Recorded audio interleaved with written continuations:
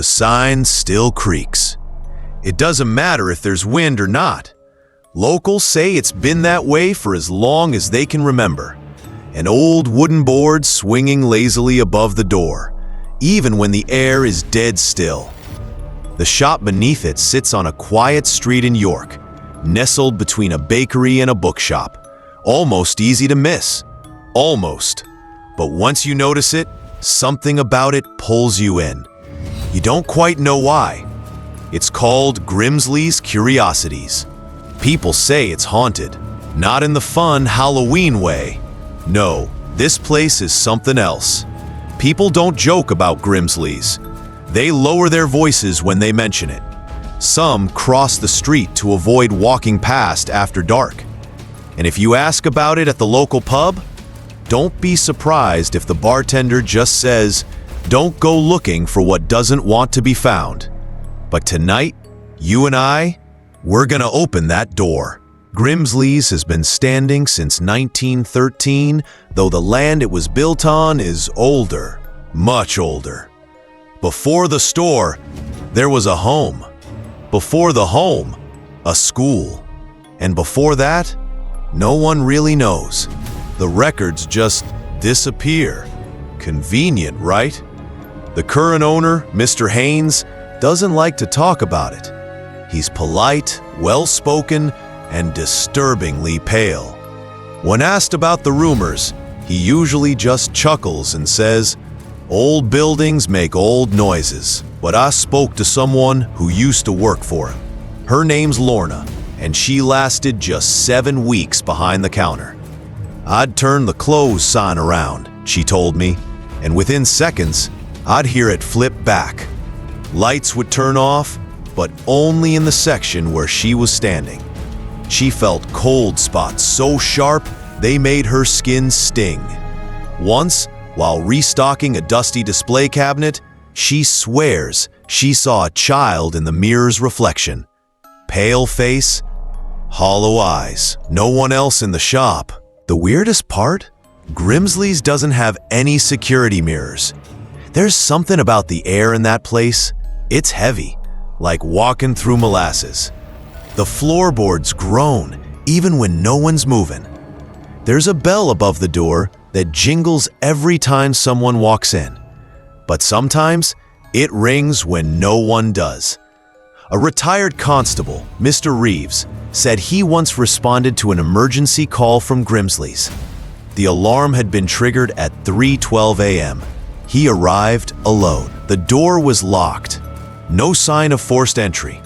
But when he stepped inside, he felt like someone was breathing on his neck. He turned around. Nothing. Then he saw the message, written in dust across the glass of an old grandfather clock. "Get out." They say every haunted place has its moment, its peak. For Grimsley's, that moment came in 1998. That's when a group of university students decided to spend the night inside for a dare. There were 4 of them. 3 never talk about what happened. The 4th, he went missing. Police ruled it as a runaway case, but those who saw the surveillance footage say something different. The student was seen walking into the back storeroom and never walking out. They searched that shop top to bottom. No exit, no crawl space, no trace. He just vanished, as if the building swallowed him whole. A week later, a letter arrived at the university's register office. No return address. Inside was a single Polaroid.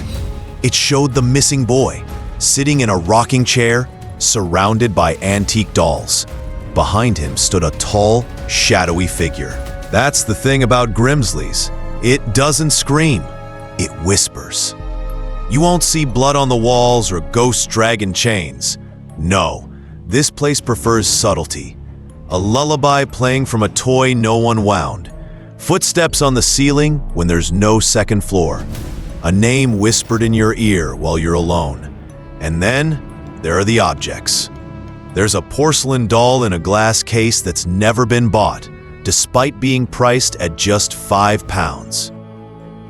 Mr. Haynes says every time someone tries to purchase it, the till freezes and the power shuts down.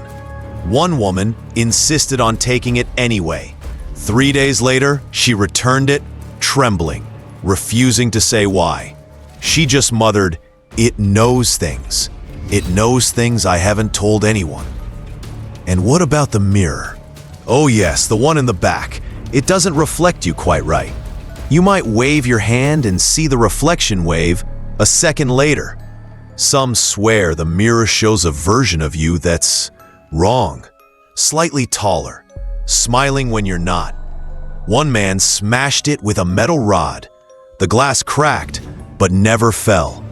And the next morning, it had healed itself, completely intact. People still go in, of course. Curiosity is stronger than fear. But the stories don't stop. A child who came in with her parents and spoke fluent French to an empty rocking chair, despite never having learned a word. A couple who bought a music box and found it playing at exactly 3:12 a.m.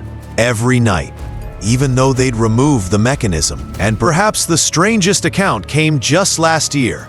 A tourist from the States live-streamed his visit to Grimsley's.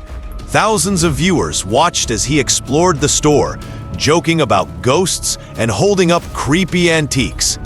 Suddenly, his face changed. He went pale. He whispered, "Did you hear that?" The stream ended abruptly. When his friends went to look for him, they found his phone on the floor of the back room, still recording, but he was gone. No one has seen him since. No one even remembers him walking in. But here's the part that truly chills the spine. The playback of that final live stream was glitchy. But in a single frozen frame, viewers saw something standing behind him. Tall, hollow eyes, grinning. So now you know. Grimsley's Curiosities is more than just a store. It's a memory trap, a house of echoes, a place where time folds and the past whispers through cracks in the walls. People enter with curiosity and leave with questions, or sometimes don't leave at all. Maybe one day the stories will stop. Maybe the shop will close for good. But until then, the sign still creaks. And if you ever hear it calling, maybe, just maybe, it's not the wind. Have you ever experienced something you couldn't explain? A sound, a shadow, a whisper that came from nowhere? Let us know in the comments. And if you're brave enough, stick around for our next video, where we dive into the true story of the inn that made even seasoned paranormal investigators run for their lives. Trust me, you won't sleep after this one.